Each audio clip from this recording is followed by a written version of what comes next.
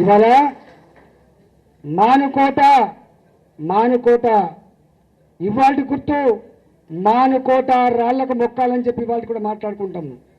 Manukota railway స్టేషన్లో చెందిన రక్తం సాక్షిగా అనేక మంది ఉన్నారు. గా మానుకోటలో ఒక 200 మందో 300 మందో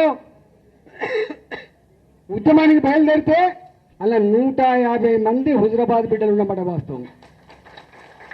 సాయంత్రం పూట నేనే మాట్లాడినా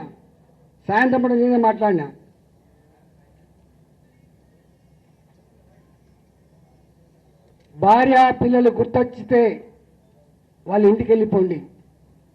భార్య పిల్లల కంటే కూడా తెలంగాణ ఉద్యమం ముఖ్యం అనుకుంటే ఇక్కడ ఉండిపోండి అని చెప్పాను నేను. 150 మంది పోతే 70-80 మంది మాత్రమే నాతో మిగిలిండ్రు. ఆ మిగిలిన దాంట్లో అనేక మంది అందులో ఒక బిడ్డ ఇక్కడ శ్యామ్ మా జడ్పీటీసీ ఆయన ఆ రోజు తుపాకీ తూటాలు వెళ్తే ఒక రబ్బర్ బుల్లెట్ ఆయన తొడవ తగిలింది. ఆయన గిలగిల కొట్టుకున్నప్పుడు అనేక మంది బిడ్డలు రక్తం మడుగులలో గిలగిల కొట్టుకుంటూ కూడా వాళ్ళన్న ఒకటే ఒక మాట, అన్న బతికించండి, బతికిస్తే మళ్ళీ తెలంగాణ కోసం కొట్లాడుతున్నటువంటి చరిత్రకి సాక్ష్యం నేను.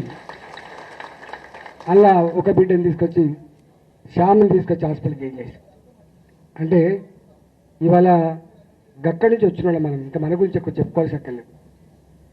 మనకు మనంగా బయటికి రాలే. చాలామంది కూడా మనంగా బయటికి రాలే. అనేక రకాల అవమానాలు ఉంటాయి. అవమానాలు బయటకు వచ్చేటి ఉంటాయి, అవమానాలు దిగుమింగుకునేటివి ఉంటాయి. దిగమింగుకుంటాం, తెలంగాణ ప్రజల కోసం దిగమింగుకుంటాం.